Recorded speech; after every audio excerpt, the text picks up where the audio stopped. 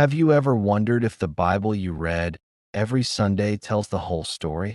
What if there were ancient texts, hidden for centuries, that held a deeper, more complete understanding of who God's people truly are? Today, we re-embarking on a fascinating journey to explore a sacred text that many have never even heard of, the Ethiopian Bible. It's one of the oldest and most complete Bibles on earth, and it contains books that were left out of the standard versions most of us are familiar with. What secrets does it hold? And could it reshape our understanding of faith and history? Stick around, because what we uncover might just change everything you thought you knew. Let's start with the basics. The Ethiopian Bible, also known as the Guizi Bible, isn't just a slightly different translation. It's a whole different collection. While the Protestant Bible typically contains 66 books, the Ethiopian Orthodox Tewahedo Church canon includes a staggering 81 books. That's 15 extra books filled with stories, prophecies, and wisdom that have been preserved for millennia. These aren't just minor additions. They include profound works like the Book of Enoch, the Book of Jubilees, and 1, 2, and 3 Maccabean. For centuries, these texts were considered lost by the Western world, only to be found perfectly preserved within the ancient traditions of Ethiopia. Why were these books included here and excluded elsewhere? That's the million-dollar question, and the answer begins with a story of faith that predates much of Western Christianity. One of the most powerful stories in the Ethiopian tradition is that of the Queen of Sheba, known in Ethiopia as Makeda.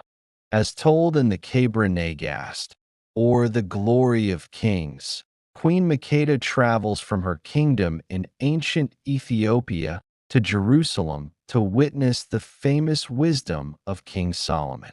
She is so impressed that she converts to his faith, the worship of the one true God of Israel. But the story doesn't end there. According to the Kabra Nagast, she and Solomon have a son, Menelik, who becomes the first emperor of Ethiopia. When Menelik comes of age, he visits his father in Jerusalem. Upon his return, he brings with him not only a contingent of Israelite nobles, but also, according to the tradition, the Ark of the Covenant itself. This isn't just a fairy tale. For Ethiopians, it's the foundational event that marks them as a chosen people, a new Zion. It suggests that the divine covenant wasn't limited to one location or one lineage, but was destined to spread. According to this sacred text, the spiritual inheritance of Israel was transferred to Ethiopia, establishing a direct link to the biblical patriarchs. Now, let's dive into one of the most significant missing books, the Book of Enoch. Enoch was the great-grandfather of Noah, and the Bible in Genesis simply says he walked with God. Then he was no more, because God took him away. The Book of Enoch, found in its entirety only in the Ethiopian Bible, fills in the blanks.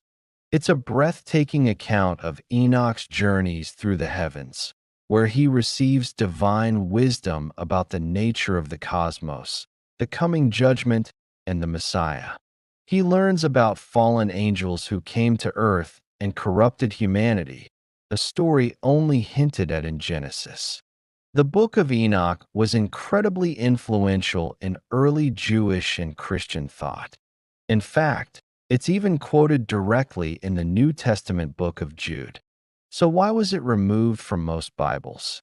Some scholars suggest its mystical content and detailed angelology were deemed too complex or controversial by later councils that standardized the biblical canon. But for Ethiopian Christians, Enoch's visions are essential scripture, offering a richer, more cosmic perspective on God's plan. Another key text is the Book of Jubilees, sometimes called the Lesser Genesis. Preserved in the Ethiopian Bible, This book retells the stories of Genesis and Exodus, but with a unique emphasis. It structures history into jubilees, or periods of 49 years, and presents the laws given to Moses on Mount Sinai as eternal heavenly laws that the patriarchs like Abraham and Jacob were already following. Jubilees stresses the importance of a divinely ordained calendar and reinforces the idea of a sacred lineage. For Ethiopian believers, this text solidifies their connection to the most ancient traditions of the faith. It argues that the practices they follow are not later inventions, but are rooted in the very fabric of creation, passed down through the patriarchs. It paints a picture of a faith that is timeless and unchanging, directly received from heaven. So, what does this all mean when we ask the question, who are God's people? The standard Western Christian narrative often centers on a specific line of succession, from the Israelites to the church established by the apostles in Rome and beyond. It's a powerful and beautiful story. But the Ethiopian Bible offers a broader, more inclusive perspective. It suggests that the divine promise wasn't confined to a single geographic or ethnic line. Through the story of Queen Makeda and Menelik, the Ethiopian tradition asserts that the covenant was transferred and expanded, establishing a new spiritual center in Africa. This doesn't replace the story of Israel, it extends it. It implies that God's people are not defined by geography or genealogy alone, but by their faithfulness to the covenant, wherever they may be. The Kabra Nagast explicitly states that the glory of Zion has removed from Israel to Ethiopia. This is a profound statement, suggesting a spiritual shift, a widening of the circle of God's chosen. This perspective challenges us to rethink our assumptions about the history of Christianity. Often, the story is told as if it began in the Middle East and moved exclusively northward and westward into Europe. But the Ethiopian tradition reveals a powerful, ancient stream of faith that flowed south, taking deep root in African soil long before many European nations had even heard the gospel. The Ethiopian Orthodox Tewahedo Church is one of the oldest Christian denominations in the world, with a lineage stretching back to the Apostle Philip's conversion of the Ethiopian eunuch in the book of Acts. Their Bible, with its additional books, isn't a revision. It's a preservation of a tradition that the rest of the world largely forgot. It's a witness to a form of Christianity that developed independently, retaining ancient texts and perspectives that the Western Church set aside. So, when we consider the Ethiopian Bible, we're not just looking at a historical curiosity.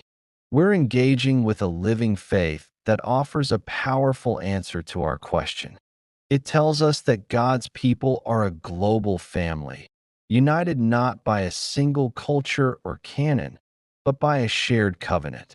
The Ethiopian narrative doesn't seek to exclude anyone. Instead, it invites everyone to see a bigger picture. It suggests that the light of Zion, the presence of God, can and did move, finding a new home and a new expression among a people who embraced it with their whole hearts. It's a story of inclusion, of an ever-expanding divine family. This ancient text challenges us to be more curious and humble in our faith. It reminds us that our understanding is always partial and that God's story is bigger and more wonderfully complex than any single tradition can contain. Perhaps the missing books aren't missing at all. Perhaps they've just been waiting patiently in a place much of the world overlooked, holding a piece of the puzzle we desperately need. They teach us that to truly understand who God's people are, we need to listen to all the voices in the choir, especially those who have been singing a beautiful, ancient song all along. What do you think? Does the story from the Ethiopian Bible change your perspective? Let me know your thoughts in the comments below. It's a deep topic, and I'd love to hear how it resonates with you. Thanks so much for joining me on this journey today.